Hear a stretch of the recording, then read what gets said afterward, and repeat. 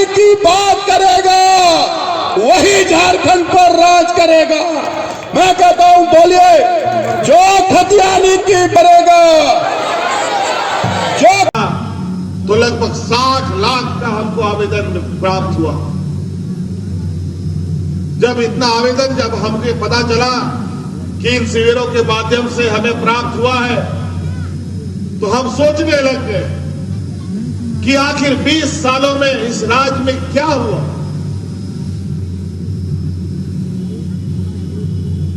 हमारे विपक्षियों ने जो 20 साल में राज करने का काम किया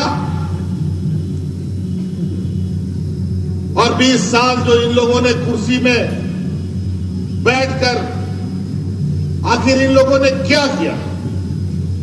समस्या का तो लगता है कि पहाड़ खड़ा हो गया। जब उन समस्याओं को हम लोगों ने जाना समझा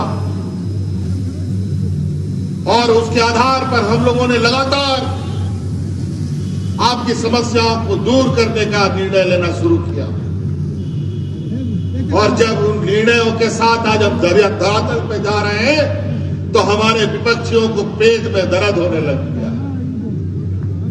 खलबली मच गई है उसके अंदर में कि अब क्या होगा उनका राजनीतिक। हमारा बूढ़ा बुजुर्ग लोग बरसों बरस अपना पेंशन के लिए ब्लॉक का चक्कर काटता रहा, दलालों के आगे पीछे घूमता रहा, दलालों को घूस भी दिया बेचारा, लेकिन उन लोग का पेंशन का कार्ड नहीं बना। राशन कार्ड के लिए चक्कर लगाता रहा, राशन कार्ड नहीं बना। विधवा महिलाएं ब्लॉक का चक्कर काटती रही, विधवा पेंशन नहीं मिला। विकलांग घूमता रहा, विकलांग को भी पेंशन नहीं मिला, उसको कोई सहायता नहीं मिला। डबल इंजन की सरकार थी, दिल्ली में वही सरकार, राज्य में भी वही सरकार, लेकिन ना बूढ़ा बुजुर्ग को राहत मिला, ना विधवाओं को राहत मिला, ना विकलांगों को राहत मिला, ना किसानों को, ना मजदूरों को। क्या क्या 20 साल तक इन लोगों ने आपकी इतनी तकलीफों को देखकर हमने निर्णय लिया। हमने पहले भारत सरकार से भी आग्रह किया कि हमारे राज्य में गरीब गुरुआ लोग बहुत अधिक है, हमारे राज्य में विधवा महिलाएं बहुत हैं, विकलांग बहुत है। जो हमारा कोटा है वो कोटा को बढ़ा दो ताकि हम हर गरीब को पेंशन दे सकें, उनको राहत दे सकें। लेकिन केंद्र सरकार के कान में जूं तक नहीं रहेगा। तब हमने कमर कस लिया और ये देश का पहला ऐसा राज्य बना जहां सब बुजुर्ग को पेंशन देने का कानून बन गया।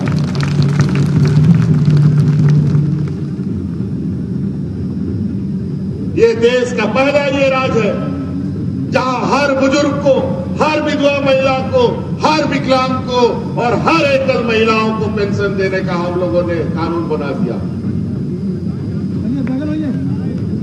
आज कोई दलाल का जरूरत नहीं है। 60 साल का उम्र हो गया किसी का, आप ब्लॉक ऑफिस में जाइए, अपना आधार कार्ड दीजिए कि हमारा उम्र 60 साल का हो गया, तुरंत आपका पेंशन का कार्ड बनेगा। जो पदाधिकारी नानुकुर करेगा वो जेल जाने का भी काम करेगा। अब इसमें कोई दलाल उलाल नहीं, कोई पदाधिकारी का चक्कर वक्कर नहीं है। 20 साल में ना विधायक इस समस्या का समाधान कर पाता था, ना सांसद कर सकता था, ना मंत्री कर सकता था। और जिनके पास पैसा है वो लोग इस समस्या का समाधान करना नहीं चाहते। आज का ये जन सैलाब अभी आप देख रहे हैं, ढोल नगाड़े के साथ लगातार इस मैदान में लोगों का जमावड़ा घुस रहा है। हम स्वागत करते हैं, जहां से भी आ रहे हैं हमारे इतने बड़े जत्था में जुलूस लेकर के सभी कार्यकर्ताओं को आज इस मैदान में आपका स्वागत है, आपका अभिनंदन है।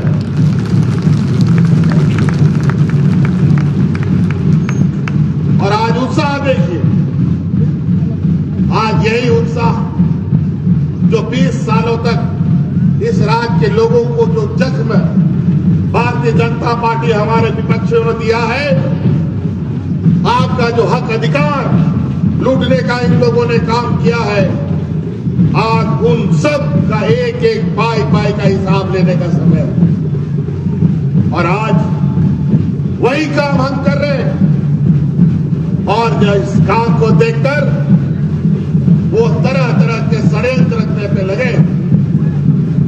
इनका कच्चा चिट्ठा हम खोलते जा रहे हैं और इनका जो इस राज्य के आदिवासी, मूलवासी, दलित, पिछड़ा, शोषित, अल्पसंख्यक के ऊपर जो शोषण हुआ है, इसका जब हम पाई पाई हिसाब ले रहे हैं तो ये लोग षड्यंत्र रच रच करके उल्टे सीधे बयान करके सरकार को नीचा दिखाना चाहते हैं और हमारी छवि खराब करना चाहते हैं।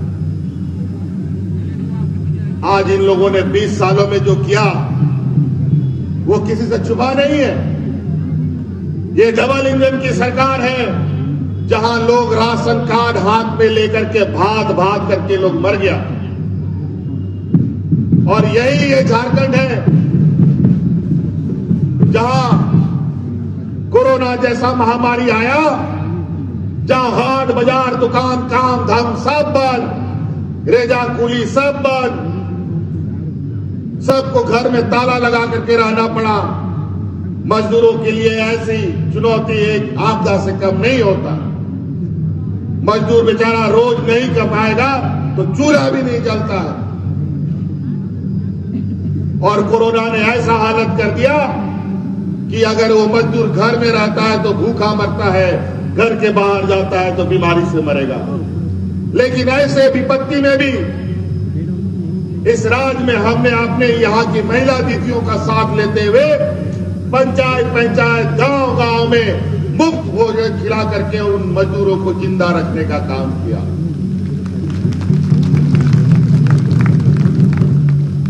जीवन और जीविका को बचाने का हमने संकल्प लिया। इतने मर रहे थे कि लकड़ी जलाने के लिए खत्म हो गया। इतने लोगों का मृत्यु हो गया कि दफन करने के लिए मिट्टी खत्म हो गया। ऐसे स्थिति में भी हमने झारखंड में कभी ऐसी कोई घटना नहीं होने दी।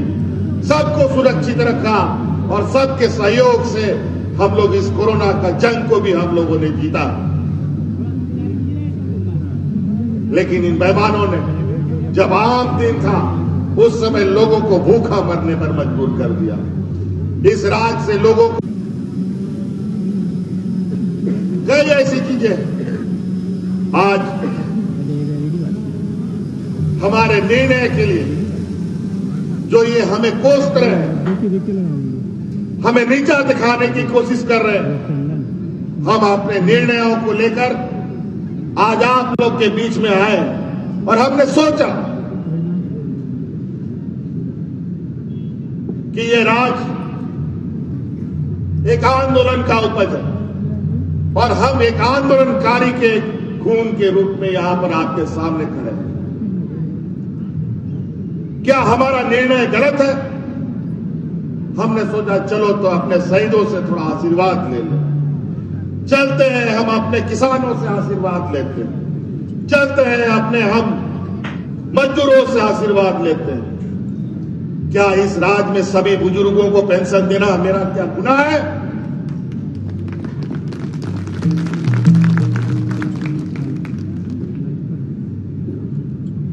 ये लोग इतने षड्यंत्रकारी लोग हैं, इतने झूठ बोलते हैं। ये सिर्फ और सिर्फ व्यापारियों का जमात है और ये ऐसी जमात है जो देता नहीं है, ये छीनने वाले लोग हैं। आज यहां का आदिवासी, यहां का दलित, यहां का पिछड़ा अगर अपने पैर पर मजबूती से खड़ा हो गया तो उसके यहां थारी कौन मांजेगा? उसका मालिक कौन बनेगा? उसका गाड़ी का ड्राइवर कौन बनेगा? आज हमने हर वो तैयारी कर ली जहां यहाँ का आदिवासी, यहाँ का मूलवासी, यहाँ का दलित, पिछड़ा, अल्पसंख्यक नौजवान अपने पैरों पर खड़ा होने के लिए तैयार हो रहा है।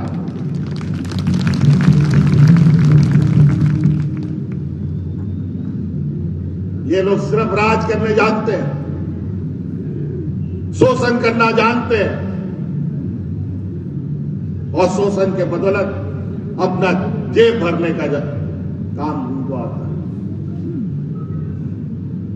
आज इसीलिए बरसों से ये मांग थी कि 19 का 32 का खतियान लागू करो। 20 साल तक डबल इंजन की सरकार ने कभी नहीं लागू किया, ना 19 का 32 और अलग राज्य की लड़ाई के लिए अनेकों लोगों ने अपनी शहादत दे दी। नीलांबर, पीतांबर शेख, भिखारी,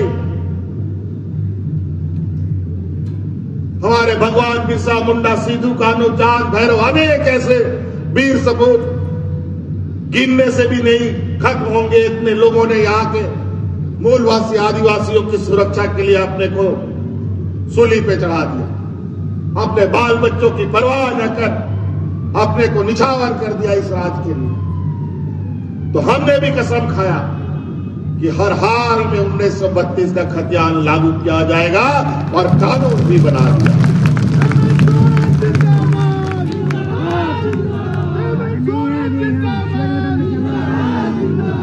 बेचारा यहां पर हमारा बड़ा सा वर्ग, यहां का आदिवासी, दलित, पिछड़ा समूह रहता है।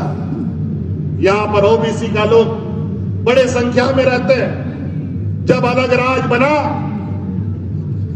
तो यहां के ओबीसी को 27% का आरक्षण मिलता था, लेकिन यही बेईमान विपक्षियों ने 27% का आरक्षण काट करके 14% कर दिया था। और आज हमने पुनः उन ओबीसीओं को 27% आरक्षण देने का निर्णय लिया ताकि वो अपने आरक्षण से वंचित न हो।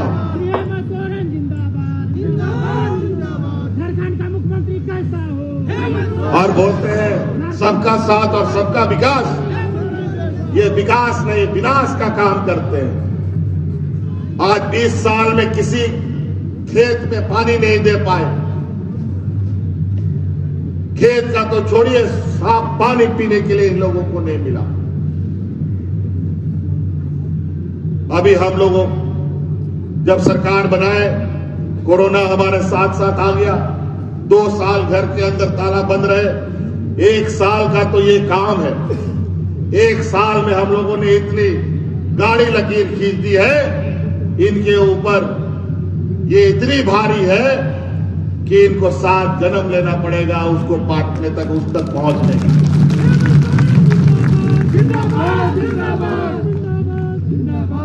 अभी तो और भी समय बाकी है। और अगला संकल्प ये है कि अगली बार सरकार बनेगी और संकल्प के साथ इस राज्य का एक भी व्यक्ति को दूसरे राज्यों में मजदूरी करने नहीं जाने देंगे। हर एक का खेत में पानी पहुंचाने का काम करेंगे।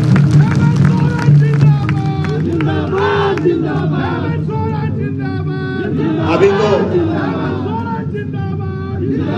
तो इन लोगों ने इतना जख्म दिया है, वो जख्म 5 साल में नहीं भरेगा। उस जख्म को भरने में हमें समय लगेगा। इसलिए अपने आप को एक छत के नीचे रखिए, एक छांव में आप रहें।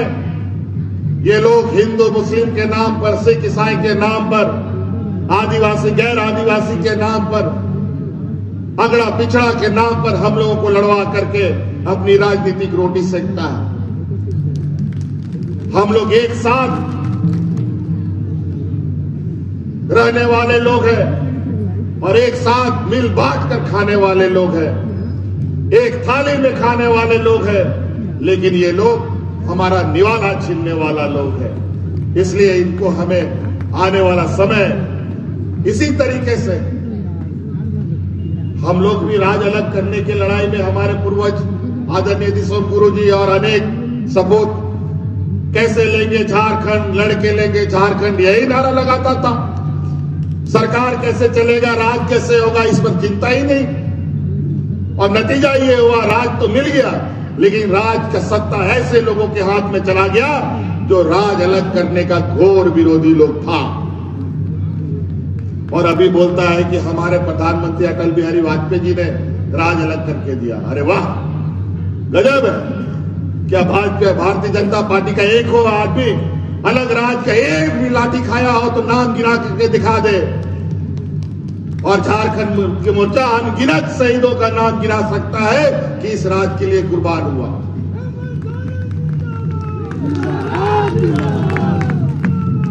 ये राज कोई भीख मांगने से नहीं मिला है, ये राज हम लोगों ने लड़ कर लिया है, छीन कर लिया है। अब अधिकार भी लड़ कर लेंगे और छीन कर लेने का काम करेंगे। खैर, ये तो छीनने का तो बात तब होता जब दूसरा कोई सरकार में होता। अब सारे अधिकार का गठरी बांध करके तो हम आपका दरवाजा में पहुंचा रहे हैं। अब आप उस सबको घर के अंदर ले जाइए। आप मुख्यमंत्री पशुधन योजना, मुख्यमंत्री रोजगार सृजन योजना, बिरसा हरित ग्राम योजना, अनेकों ऐसी योजनाएं जो आपके ग्रामीण अर्थव्यवस्था को मजबूती प्रदान करेगा। आज हम बहुत चिंतित हैं। जो खबर हमको सुनने में आया, जो 20 सालों का जो इनका शोषण है और 20 सालों का जो इन लोग का कुकृत्य रहा है, उस कुकृत्य का नतीजा ये है कि आज हमारे राज्य में जो बच्चे पैदा हो रहे हैं, लगभग 40% बच्चा कुपोषण का शिकार। ये 20 सालों का परिणाम है। आज इस 20 सालों का परिणाम है, यहां 50% से अधिक महिलाएं खून का कमी का शिकार है। और ये धीरे धीरे हमारी महिलाओं को भी खत्म कर देगा और हमारे आने वाले नस्ल को भी ये लोग बर्बाद करने पर तुला हुआ। तब हम लोगों ने 2019 में पूरा ताकत लगाकर आप लोग के बीच में, आपको याद होगा संघर्ष यात्रा के दौरान मैं गांव-गांव, पंचायत, विधानसभा आई, हमारा दौरा था और हम आप लोगों के सामने सरकार बदलने का आग्रह किया था। और आज उस कुपोषण से हमें बाहर निकालना है। इस राज्य को, हर महिलाओं को खून की कमी से बचाना है। इसीलिए हम अपने पुराने पूर्वजों के परंपराओं का, जहां हमारे घर घर में, गांव गांव में गाय, गोरू, बकरी, सुअर, मुर्गी, मीट, मछली, मुर्गा हुआ करता था, वो व्यवस्था फिर से स्थापित करना चाहते हैं। इसलिए मुख्यमंत्री पशुधन योजना हम आपके लिए लाए हैं। अगर घर घर में दूध होगा, अंडा होगा, खाने का पौष्टिक आहार होगा, तो काहे के लिए हमारा बच्चा कुपोषित पैदा होगा जी? काहे हमारी महिलाएं खून की कमी होगी? आज के दिन में भी हमारे घर में बूढ़ा बुजुर्ग लोग हैं, 80 साल का हो गया है, 100 साल का हो गया है, लेकिन अभी भी डंडा पकड़ करके खेत में जाता है। क्यों? क्योंकि उस समय, आज से 100 साल पहले, 80 साल पहले, 50 साल पहले गांव में गाय, गोरू, जानवर भरा हुआ रहता था। घर घर में दूध, मुर्गी, अंडा, पौष्टिक आहार मिलता था। लेकिन इन बेईमानों ने धीरे धीरे उन सब चीजों को खत्म करवाने का काम किया और आज गाय गोरू पालने के नाम पर पशु तस्करी का नाम देते हैं और यहां पर ये लोग मॉब लिंचिंग का काम करने का काम भी करना शुरू कर दिया है। आज हमने रेडियो मीटिंग में, आज परमंडल का पूरा हम लोगों ने एक संक्षिप्त जानकारी लेने की कोशिश की सभी पदाधिकारियों के साथ मिलकर, और हमने विशेष रूप से जोर दिया कि इस राज्य की ग्रामीण अर्थव्यवस्था में पशुधन का बहुत बड़ा भूमिका है। इन पशुधन के माध्यम से हमारे गांव किसानों का अर्थव्यवस्था चलता है। इनका बैंक में बोरा भर करके पैसा नहीं है, इनके घर के पास, इनके हाथों में एटीएम कार्ड नहीं है। इनके पास अगर धन दौलत है तो यही मुर्गी है, यही गाय है, यही बकरी है, यही सुअर होता है। इसी का खरीद बिक्री होता है, इसी का दूध पीते हैं, इसी का अंडा खाते हैं और अपना जीवन चलाते हैं। हर हाल में पशुधन योजना गांव-गांव, घर-घर तक में होना चाहिए और पहुंचना चाहिए। और जो इसमें रोड़ा आएगा, जो इस पर बदनाम करने का कोशिश करेगा, उसे दंडित करने का भी काम सरकार को करना पड़ेगा।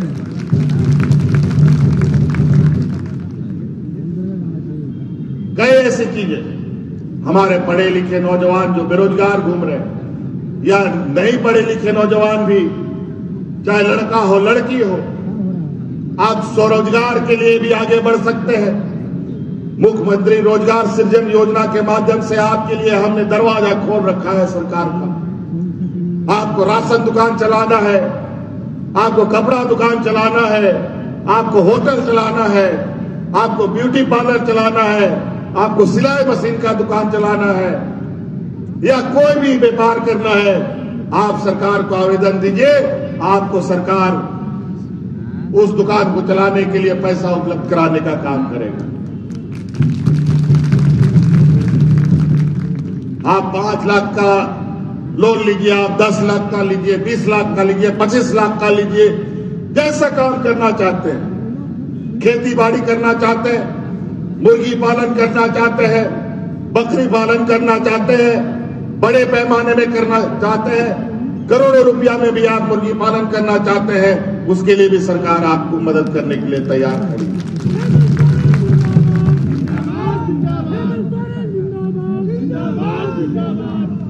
जुमलेबाज और घोटालेबाजों का ये विपक्ष, इनका कार्यकाल झारखंड मोमेंटम घोटाला, जमीन घोटाला, ST/SC छात्रवृत्ति घोटाला, कंबल घोटाला, टोपी घोटाला, गंजी घोटाला, कपड़ा घोटाला, सब घोटाला का ही इन लोगों का बाजार रहा है पूरे 20 सालों तक। आप लोगों के जमाबंदी जमीन को बैंक खाता में डाल करके अपने व्यापारियों दोस्तों को रेवड़ियों की तरह उन जमीनों को बांट देने का काम किया। अभी उन सब चीज का लेखा जोखा लिया जा रहा है।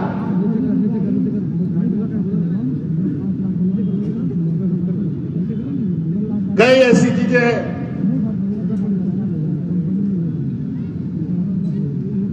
जिसको आपको समझना होगा कि ये घड़ियाली आंसू दिखाने वाले लोग आपको बहुत मीठा मीठा बात बोलेगा, भगवान के नाम पर, धर्म के नाम पर आपकी भावना के साथ खिलवाड़ करेगा।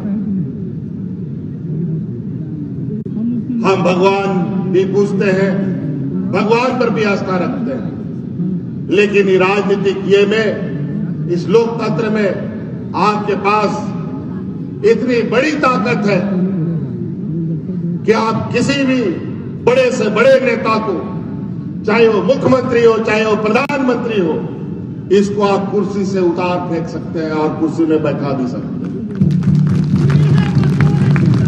जिंदाबाद जिंदाबाद। और ऐसी ताकत है और ये ऐसी लाठी आपके हाथ में है जो लाठी का आवाज नहीं होता है, जो दिखाई नहीं देता है, सीधा उसका असर दिखने लग जाता है। इसीलिए आप सब लोग को हम ये बताने आए, आज ये लोग तरह तरह के जुमलेबाज करके और झूठे अफवाहों के साथ भ्रष्टाचार का आरोप लगाते हैं, अपना पाप हमारे माथे पर टिकरा फोड़ना चाहते हैं। मनरेगा का घोटाला इनके सरकार में होता है, जांच हमारे सरकार में और हमारे मत्थे में मोड़ करने का काम करता है।